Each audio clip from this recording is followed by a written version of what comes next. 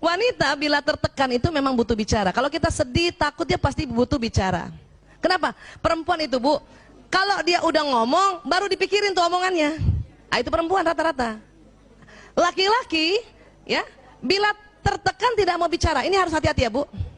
Kalau suami ibu sampai di rumah, kemudian ibu lihat, ya, dia kayaknya sedih banget mukanya, ya, karena 10 menit tadi. Setelah 10 menit masih sedih, kan ibu tanya kan? Abi sedih ya? Iya. Abi capek ya? Iya. Bu, kalau ibu sudah tanya suami yang mukanya tadi sedih setelah 10 menit ya, 10 menit pertama kan itu lazim. Setelah 10 menit masih sedih banget dan ibu tanya dan dia bilang iya, tolong ibu tidak tanya-tanya lagi. Saya dulu salah.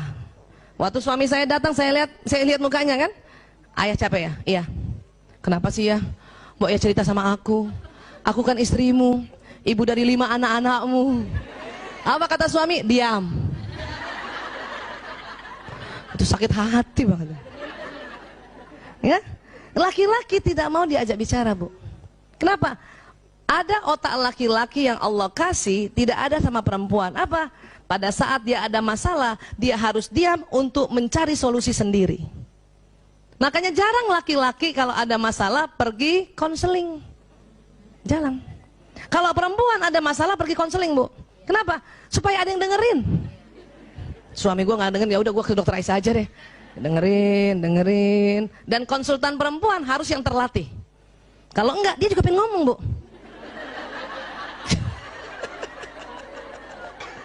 Pasiennya perempuan, udah cerita, dia juga pengen cerita.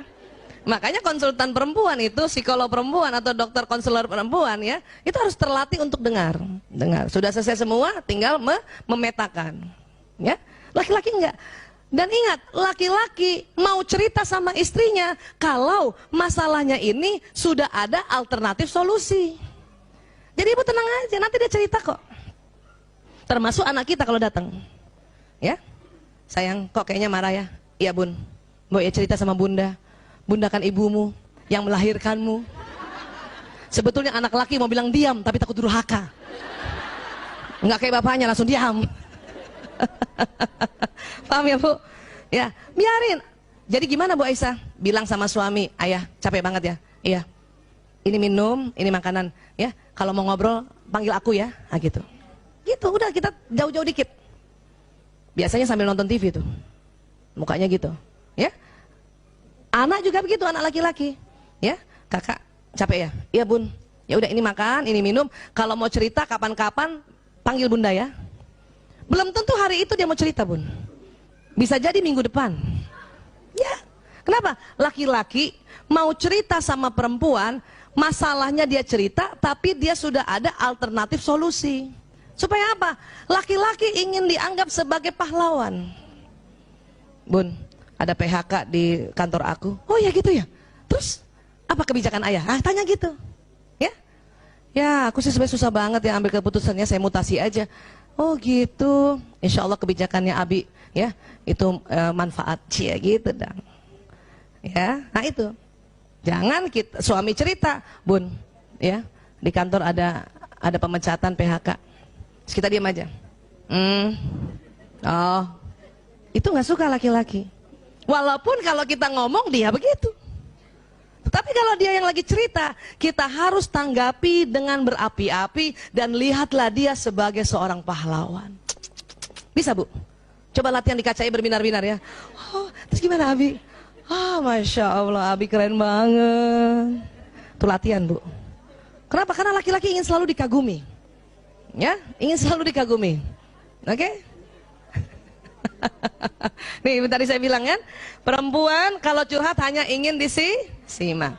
Ingat, laki-laki ya kalau mendengar curhat selalu menawarkan solusi. Ibu, pada saat ibu curhat dan suami ngasih solusi, karena ibu yang sudah belajar duluan, langsung bilang, ya Allah, dia mencintaiku sehingga curhatku dia kasih solusi. Walaupun ibu gemes banget kan, bukan mau solusi, ibu cuma mau kamu denger aja gitu. Ayah, aku capek banget setiap hari nganter anak-anak sekolah naik motor. Kata suami apa biasanya? Ya udah naik ojek aja kan gitu kan? Itu solusi bukan? Tapi karena istri bukan mau solusi, waktu disuruh kasih solusi ojek marah. ojek sekarang nggak bisa dipercaya, Abi. Ya udah kalau gitu panggil supir, apalagi supir. Wah. Terus kata suami apa? Lo katanya capek. Ya. Sebetulnya perempuan hanya ingin didengar, dan kalimat yang paling senangi perempuan apa? Umi kasihannya capek banget. Ciela, ya Allah. Bu, saat itu juga nggak jadi capek. Betul. Suami saya udah paham tuh. Kalau saya ngeluh apa-apa, kasihan kamu capek, istirahat aja. Ciela. Padahal maksud dia, udah diam nggak usah ngomong. Tapi kalimatnya sudah belajar dia. Kalau dulu astagfirullahaladzim, ngasih solusi berantem. Suatu ketika saya makan bakmi ayam sama suami, itu saya bilang, ya Allah kalau bakmi ayam gini kurang nendang ya. Dia kasih solusi, ya udah yuk kita makan nasi goreng lagi. Ya. Itu solusi. Paham?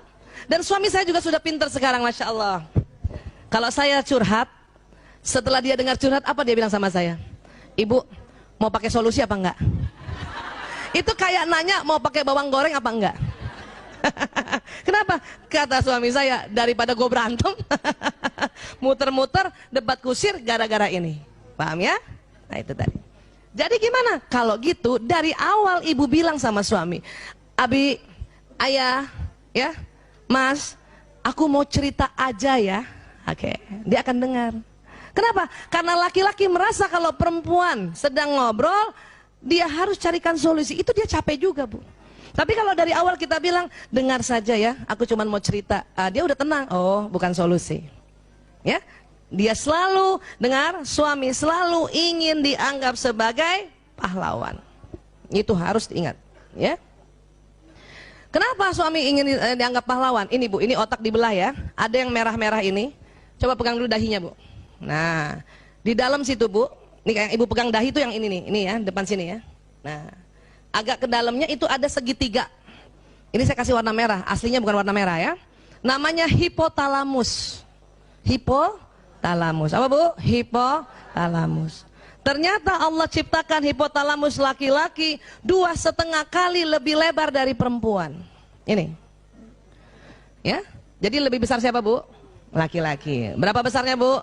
2,5 kali. Ini supaya kita hafal terus ya, diulang-ulang ya. Apa fungsi hipotalamus? Sebetulnya banyak ya. Tetapi untuk laki-laki ya dan perempuan ini hipotalamus ini pertama pusat menjaga keamanan Bu. Berarti laki-laki lebih jago jaga keamanan bukan? Iya. Itu makanya dia juga selalu ingin dilihat sebagai pahlawan. Ini harus kita ciptakan Bu. Bu Aisyah, tapi kan kita pura-pura. Enggak pura-pura Bu. Kita harus create, kita harus memang buat suasana seperti itu. Bukan pura-pura. Itulah amal ibadah kita sebagai seorang istri. Ya. Banyak suami-suami lagi ngobrol sama temennya, cerita tentang kehebatannya, kita ngomong apa dalam hati? Bohong. Apalagi kalau temennya lihat kan, itu bahaya banget Bu. Ya. Biarin, kalau suami cerita walaupun dia sesungguhnya, ya, dia bukan berbohong, dia sedang negosiasi. Ya, kalau ada temennya tanya, ya, kamu punya chat nggak? Punya, walaupun nggak punya tuh, itu negosiasi. Kita juga harusnya mendukung. Ya betul, insya Allah ada punya. Jangan.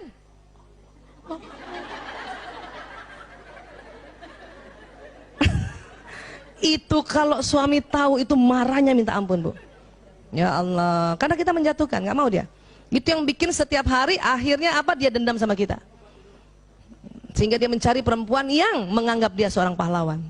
Wah Allah, ya paham ya Bu? Ini pusat. Kemudian apa lagi? Ini kalau perempuan ini yang tebal nih, yang di tengah putih, namanya corpus callosum. Apa Bu? Corpus callosum. Lagi sekali lagi, corpus callosum. Yang mana sih Bu Aisyah? Itu otak di tengah Bu, bagian tengah tuh, putih. Nah, perempuan lebih tebal. Perempuan lebih tebal. Karena lebih tebal 30%, maka perempuan bisa mengerjakan lebih dari satu pekerjaan berbeda dalam satu waktu. Ibu sering gitu kan? Masak, suapin anak, balas WA, kakinya ngepel sambil balas WA. Balas WA, pantatnya tutup lemari gitu. Ya. Ya Bu. Siapa ibu pernah kalau punya wastafel di kamar mandi, ibu sikat gigi kan? lihat jendela berembun kan? Itu sambil ngilap ya. Kadang kaki ngambil baju kotor yang jatuh.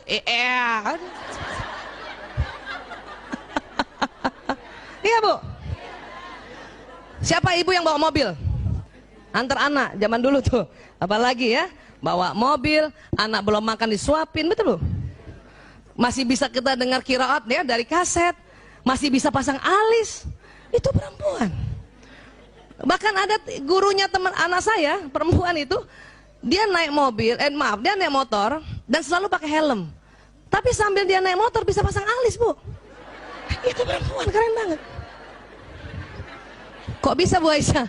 Enggak, dia tahu dari rumahnya ke tempat dia kerja melewati 4 lampu merah. Jadi lampu merah pertama kan, lampu merah ada angkanya kan? Jadi kita udah tahu kan? 30, 31 kan gitu. Dia buka helm, pasang sebelah. Kadang baru setengah yang sebelah, udah, ya Allah, udah tutup helmnya dia. Apa? Dia perkirakan lagi lampu merah kedua. Ya, lampu merah kedua ternyata hijau.